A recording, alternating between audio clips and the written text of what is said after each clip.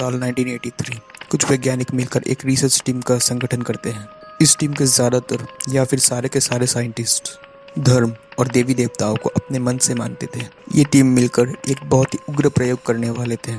प्रयोग यानी कि एक्सपेरिमेंट। इन वैज्ञानिकों का ये मानना था कि इंसान की सारी सेंसेस या फिर सारी इंद्रियां को किसी प्रकार अगर बंद कर दिया जाए तब उसका दिमाग एक ऐसी स्थिति में पहुंच जाएगा जिसमें शायद वो भगवान से संपर्क बना सकता है। उनका कहना था कि हमारी इन 5 इंद्रियों के कारण हम अपनी इस भौतिक दुनिया में जुड़े रहते हैं या फिर मटेरियलिस्टिक वर्ल्ड, जिस कारण हम अनंत काल तक नहीं पहुंच सकते। हमारी ये 5 इंद्रियां हमेशा हमें अलौकिक दुनिया का अनुभव करने से रोकती है, मगर उनके बिना शायद हम सोचते ही भगवान से संपर्क कर सकेंगे।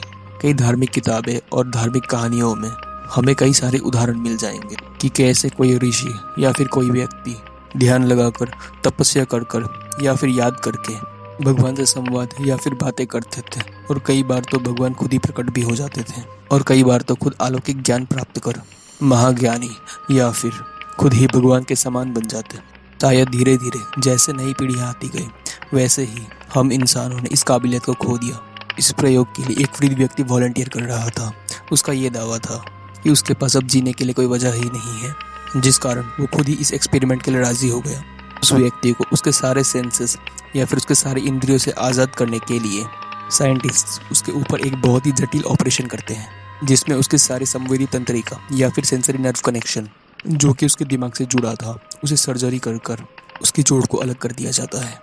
हालांकि उसकी सारी मांसपेशियां और शरीर में होने वाली अलग अलग कार्य जैसे कि चलना फिरना बोलना, उसके पाचन तंत्र सभी सही तरीके से काम कर रहे थे, मगर वो देखना, सुनना, स्वाद, सूंघना और स्पर्श को महसूस नहीं कर सकता था। उसके पास कोई जरिया ही नहीं बचा था इस भौतिक दुनिया के लोगों से जुड़े रहने का या फिर लोगों से संपर्क या फिर उनसे बात करने का। वो इस दुनिया को महसूस ही नहीं कर सकता था। वो बस अकेला था अपने ख्याल और अपने सोच के अंदर ही, जो कि उसके दिमाग में चल रहा था। वैज्ञानिक उस पर 24 घंटे नजर रखे हुए थे। वो वृद्ध व्यक्ति जोर जोर से बोलकर अपनी दिमागी हालत को बयां करता, जब कुछ भी बोलता उसके सेंटेंसेस या फिर अपने वाक्य में गड़बड़ी करता, क्योंकि वो खुद की ही बातें नहीं सुन पा रहा था। 4 दिन ऐसे ही बीत जाते हैं। फिर वो व्यक्ति कहने लगता है कि उसे अस्पष्ट आवाज़ें आ रही है, यह मानते हुए कि ये तो बस पागलपन की शुरुआत है। साइंटिस्ट शुरुआत में तो उसकी बातों पे उतना ध्यान नहीं देते। लगभग 2 दिन बीत जाने के बाद वो वृद्ध व्यक्ति रोने लगता है, क्योंकि उसे अब अपनी मरी हुई बीवी की आवाज़ आ रही है। उसकी बीवी उससे बातें कर रही थी, यहाँ तक कि वो उसको वापस जवाब भी दे पा रहा था।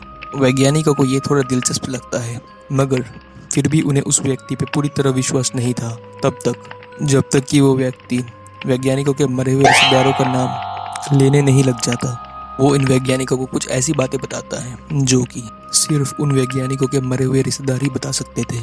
इस वक्त तक वैज्ञानिकों का एक बड़ा हिस्सा इस एक्सपेरिमेंट को छोड़ चुका था। अपने दिमाग या फिर अपने सोच के अंदर ही वो व्यक्ति लगभग 1 हफ्ते तक मरे हुए लोगों से बातें करता रहा, मगर उन आवाज़ों से वो तंग होने लगा था, क्योंकि चाहकर भी वो उन आवाज़ों को बंद नहीं कर पा रहा था। वो अस्थिर होने लगता है, क्योंकि लगातार 24 घंटे उसके दिमाग में हज़ारों आवाज़ें घूमती रहती, जो कि उसे अकेला नहीं छोड़ती। परेशान होकर वो व्यक्ति खुद ही दीवार से टकरा जाता है। वो व्यक्ति इन आवाज़ों को बंद करने के लिए वैज्ञानिकों से भीख मांगने लगता है।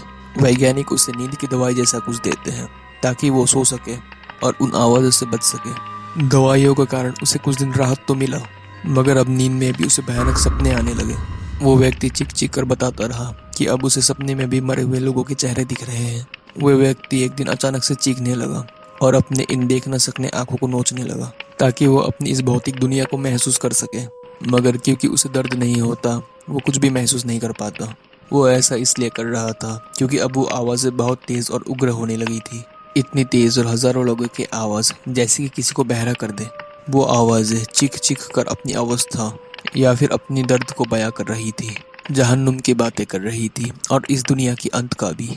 वो व्यक्ति चीख उठता है कि कोई स्वर्ग नहीं, ना ही किसी को माफ़ी मिलेगी, हम सब जहन्नुम में जाने वाले हैं। वो व्यक्ति वैज्ञानिकों से मृत्यु की भीख मांगने लगा, मगर वैज्ञानिकों को ये लग रहा था कि वो अब बहुत ही करीब पहुंच चुका है भगवान से संपर्क बनाने में। लगभग इसके दूसरे दिन वो व्यक्ति बातें करने लगता है। उसकी बातें बिल्कुल स्पष्ट नहीं थी। वो किसी पागल की तरह बातें करने लगा और खुद ही अपने दांतों से अपने हाथों का मांस चबाने लगा। उसकी जान बचाने के लिए तुरंत उसे बांधना पड़ा। उसे टेबल से बांध के रखा गया था ताकि वो खुद की जान ना ले पाए।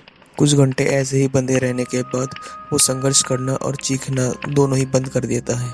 वो लगातार छत की ओर देखता रहा और धीरे धीरे उसके आंखों से आंसू आने लगे। वो लगातार 2 हफ्ते तक रोता रहा। डिहाइड्रेशन और भूख से उसे बचाने के लिए पानी और ग्लूकोज चढ़ाया जाता है, क्योंकि अब उसने खाना पीना भी छोड़ दिया था। फिर एक दिन उसने अपना चेहरा मोड़ा और एक साइंटिस्ट की ओर देखने लगा। भले ही उसमें देखने और सुनने की क्षमता नहीं थी, मगर पता नहीं क्यों और कैसे वो व्यक्ति इस प्रयोग में पहली बार किसी साइंटिस्ट से नजरें मिलाता है। वो कहता है, मैंने भगवान से बात की और उन्होंने हमें अकेला छोड़ दिया, हमेशा के लिए। और फिर उसके दिल की धड़कन बंद हो जाती है। वैज्ञानिकों को उसकी मौत का कारण का पता नहीं चलता और इस एक्सपेरिमेंट को इसके बाद हमेशा के लिए बंद कर दिया जाता है, ये मानते हुए कि ये प्रयोग फेल हो गया। इस प्रयोग को फिर कभी दोहराया नहीं जाता। इस संगठन को बंद कर दिया जाता है, मगर पता नहीं क्यों इसके सारे रिकॉर्ड्स और सारे सबूतों को तबाह कर दिया जाता है। इस प्रयोग के बारे में एक और थ्योरी है कि उस दिन ये प्रयोग कामयाब हुई थी, मगर वैज्ञानिकों ने उस दिन भगवान से नहीं मगर किसी भयानक शैतान से संपर्क किया। कुछ लोगों का ये भी मानना है कि ये प्रयोग का असली मकसद किसी दूसरे डायमेंशन या फिर किसी दूसरी दुनिया के दरवाजे को खोलने का था। चाहे सच जो भी हो, मगर ये प्रयोग इतिहास में दर्ज की गई सबसे भयानक और सबसे रहस्यमय प्रयोगों में से एक है। तो दोस्तों, ये कहानी थी द गेटवे ऑफ माइंड की। अब ये एक्सपेरिमेंट सच में हुआ था कि नहीं, इस बात का तो कोई सबूत नहीं मिला, मगर इस एक्सपेरिमेंट में कुछ कुछ तत्व या फिर कुछ कुछ फैक्ट्स ऐसे हैं जिसे सुनकर ऐसा लगता है कि ऐसा करना सच में संभव है। अगर आपने वीडियो यहाँ तक देख ली है तो मैं श्योर हूँ कि आपको वीडियो ज़रूर पसंद आई होगी। तो please like, share and subscribe and thanks for watching mental masturbation.